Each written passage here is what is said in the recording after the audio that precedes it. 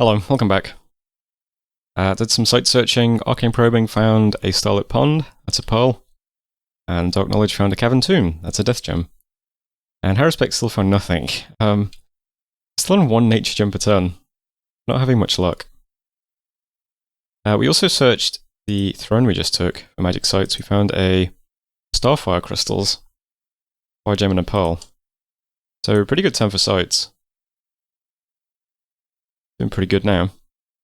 We finally took Morn Woods, so the barbarians fell to our nether bolts and skeletons this time. And we pinged the throne in blue waters. This doesn't look too bad, huh? There's actually no mages here besides the Mind Lord. And I don't think this guy is going to use Enslaved Mind, because he's going to be casting spells, right? So he probably will put out a lot of water elementals though. And they'll be big, full-size water elementals. They're kind of pretty rough underwater. We also have lots of shamblers who are tramplers. But besides that, nothing too bad. Slave troopers, regular tritons, a couple of triton guards, a few mundane commanders, both of whom have cauldrons. Pretty interesting. So, I don't know, I mean, we can give it a shot, right? Maybe we can just slowly grind this province down with skeletons if need be. 2 events in Moot King's Lair. We got some province income, that's always really nice, and a famine, that's less nice, but okay. Did some patrolling, and that's it for messages. Still quiet, I think. We do have Summergarth and stacks on our borders now, but no, like, big armies. Just groups of infantry. Might just be patrolling his borders, you know? Nothing wrong with that. So my priority is just going to be getting this throne, I think, while we just do loads of research and let the world develop. Our economy's good, we've got thrones to take. We're doing research. I think it's okay to sit still for now.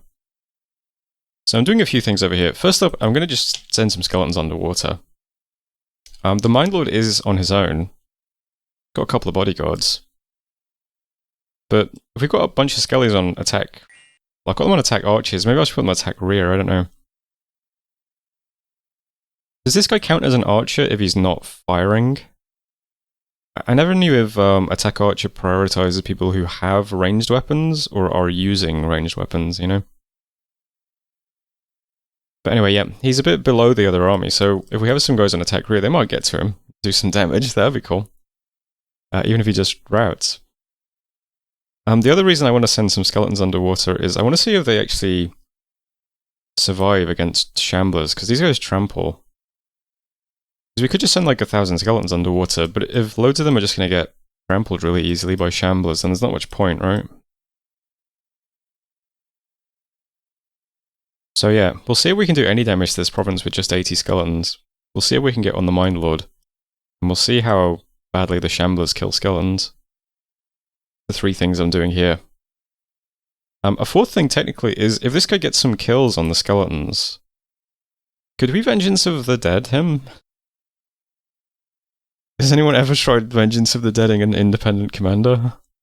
Then again, he does have 21 magic resistance, probably shouldn't waste time doing that. But it's a thought. That's the first thing. Second thing, I'm just moving a bunch of stuff into Bedine, so over the next few turns we'll just stack up a big army here. I think we probably need some mages.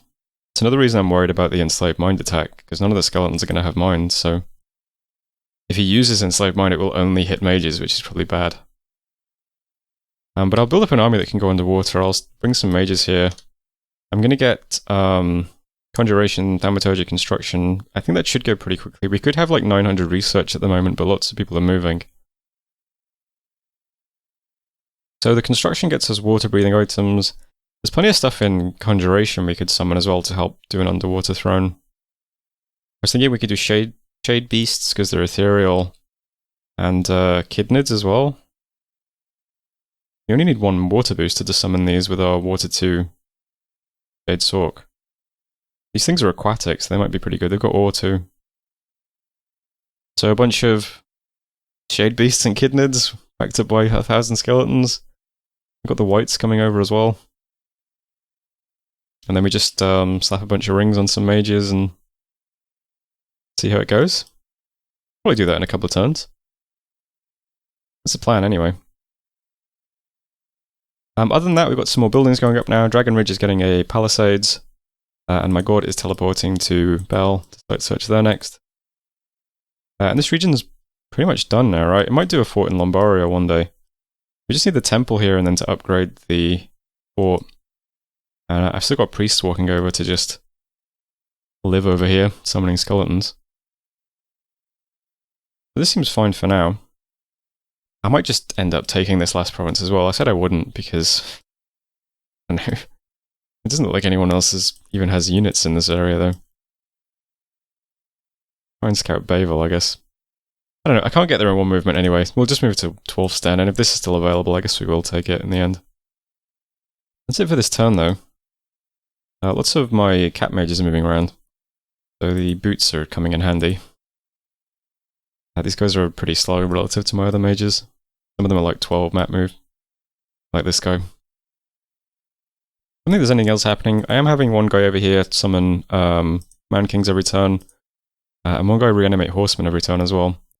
There's an item we can forge that will boost our reanimating, which makes Horsemen a lot more tempting, I think, but now he's just getting like one a turn. Yeah, Long Dead Horseman might also be good for putting on the bottom and attack rear. Might get to him quick, I don't know. But that's the turn anyway. So that was turn 37, thanks for watching, and I'll see you next time. Hello, welcome back. We got our evocation research done finally. We can now do nether darts. It took us 10,000 years, but we got there in the end. Fantastic. We could also probably cast Wrath of God soon as well. We should probably work towards casting that once we get a adept silver guy. Something to think about. Anyway, research now looks like this. I'm going to quickly get construction 2 for water breathing rings so that our Jade sorceresses can just start forging those so that they have something to do. And then we'll get the other targets and then more construction. 2 globals were cast this turn, and we found no magic sites. We then also spied the first moves in a battle between Van and Ind, it looks like. So we got... oh, these are mercenaries, okay. Not quite as interesting. Got some mercenary guys from Van attacking Ind. Take that, no problems. Says Dr. Boner's Lair. And then also Stonegrave Mountains. Some Chud herdsmen. That's over in this part of the world. So we almost have scouts over here. Oh, I said first moves. I assume this is the first moves in the war. Maybe it's been going on for a while. But we only just have scouts in this region at the moment, so... I'm trying to move more scouts over here to see what happens. If Van is on the losing end, we can actually just march all our skeletons into this lake and probably take a load of Vanarisian lakes, which would be nice. We'll see if he starts losing. We also did a little experiment to see whether or not skeletons can, you know, kill at least a few shamblers before they just get trampled. Having them split up might have been wrong, I don't know.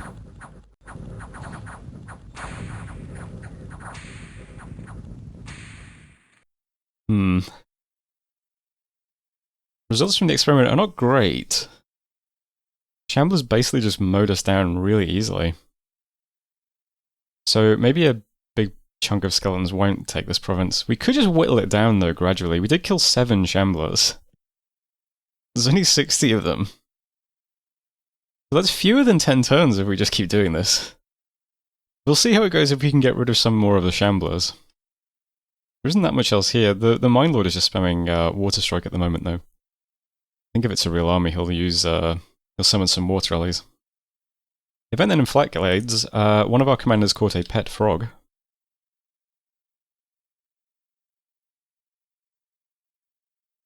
Okay. Unfortunately, he cannot lead the frog because the frog is a magic being. But there we go. Some scouts were caught, some brigands were patrolled.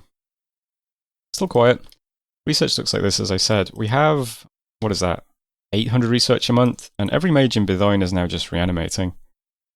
All the H1s are reanimating, all of the regular mages are reanimating warriors, and then my 3 Grand Thaumaturgs are reanimating horsemen. So we're doing a lot of reanimation each turn. I've left the garrison empty. I'd like to see exactly how many skeletons this is producing each turn. And then maybe we'll just send all of those underwater each turn and just try and whittle down this throne. And while we're doing that, we're still going for conjuration targets to summon some better stuff and construction to actually send mages underwater. But for now, my priority is still just blue waters. I don't plan on attacking anybody just yet. We'll keep an eye on Van, though, as I said. And it would be nice to get some globals up. So we have this guy on the way. Right, he needs the air pick to be able to cast it there, doesn't he? Yeah, he needs air 3 plus the boosters. Alright, if he gets air 3 though, he's not going to be S3. So he'd need 3 boosters. But we could empower him. We have a surplus of Astral Pearls at the moment. And Wrath of God is a cool global to cast, although it does make everybody hate you, especially if they have turmoil scales. Shinu would probably be very upset. Shinu is on my border and has turmoil scales, so... Although we're not actually... Well, I suppose this province would probably... Oh, that's right, yeah, it doesn't matter. So, in his dominion it would be turmoil, and then in my dominion it would just be dominion strength. But yeah, turmoil nations will be very unhappy with Wrath of God. But I think all my neighbours are order. Tough to say. Agartha looks like they might be turmoil. I don't know, it's a fun global to cast anyway. Another one we should probably try and get up at some point is, of course, Well of Misery. Because we're going to need lots and lots of Death Gems to turn everyone into liches and stuff. Maybe that'll be the next target after Construction 6, I don't know. Yeah, but for now, the red arrows you can see are mostly just moving priests into these points. Just ramming stuff into Bithine. We're going to build up quite a lot of stuff here over the next few turns. We'll try and take this throne in maybe like 3 or 4 turns, hopefully. And down here I've got a temple being built in Dragon Ridge now. Palisades has 3 months to go. Might try getting up some infrastructure in Lombaria next as well. Got our first shaman this turn too. The things feel pretty healthy. We must look very intimidating on the map as well. We just have giant stacks everywhere now. I imagine we're going to get left alone for a while. Globals that went up were... So Agartha now has Eternal Pyre, which means he's going to be making loads and loads of those Magma Children. Which is probably not good for us. I imagine Magma Children just walk through skeletons. And Van has Mother Oak. That's how the globals list looks. But that is it for this turn. Might be quiet again for a while. Been a very chill game, this one. Which is nice. My last 2 games have been, well... anyway, that was turn 38, so thanks for watching, and I'll see you next time. Hello, welcome back. There's an awful lot of construction happening in this building. It's a bit quiet at the moment, but there might be some banging in the background. Unfortunately, nothing I can do about it. It's been happening for a while now. Anyway, we've got some research, construction and conjuration are done. That's nice, we can now forge rings of water breathing at least.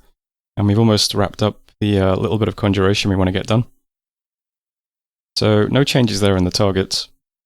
Site searching, found sites everywhere. We got a Pearl from Arcane Probing, got an H-Gem from Haruspex, and we've got another Well of Pestilence from Dark Knowledge. That's over here. So I'm going to get my pumpkin pie out of this province. We've got Holy Force in Oak Halls, Well of Pestilence in Sulfuria, Well of Pestilence in Cloudcap, and Inkpot End in T-Wall's Den. Great stuff. We also searched this throne for sites. Nothing. There's no sites here, even though it's been searched pretty heavily at this point. It seems kind of unfortunate. I forgot to look at the global that got cast this turn while I was recording the turn. So I've just gone back and done it now. Here we are. Expedited Bureaucracy. This is a national summon national global that Cassia gets. So in fortresses you control in your dominion, you get your scales tending towards order, and you also free spawn some stuff. 2d3 ephemeral militia, sacred but homesick infantry. They spawn in fortresses with temples. So it's a free spawning global that also gives you order in your fortresses. Pretty nice. There it is. Other than that, not much happening. We took the final province from Calum. Both Calum and Man have been eliminated this turn. Found some a Cartesian scout. And in Laratos we got another circus, Golden Luck. And in Work Enum, some brigands. But we are of course patrolling lots of our provinces, so that's not too much of a problem. And that's it for messages. So a couple of things this turn. I did speak to Inn's player. I asked them how the war with Van is going. Sounds like it's not going well. That's the sense I'm getting. But Inn did say that Van seems to have devoted an awful lot of resources to the war. Apparently he's cloud trapezing lots and lots of people around with gems to drop air elementals in provinces and stuff. And from the limited scouting I have, I can't see much here. So we assume that like Van has just pushed a huge amount of stuff over towards this part of the map. Maybe they'd be a good candidate to kind of just quickly rush from the back. Because his cap looks pretty lightly defended. I did check the units they can recruit. They have cap-only sacreds that have glamour, so maybe there's some stuff that's invisible here. But I'll try and get better scouting on this part of the world and see if we can do something. I assume we'd be able to lock up all of these water provinces if we went at them as the thing. This would be a nice chunk of income. Maybe get another cap. It's something to think about. So this turn, I'm moving a lot of forces into these two provinces. We can try and take this.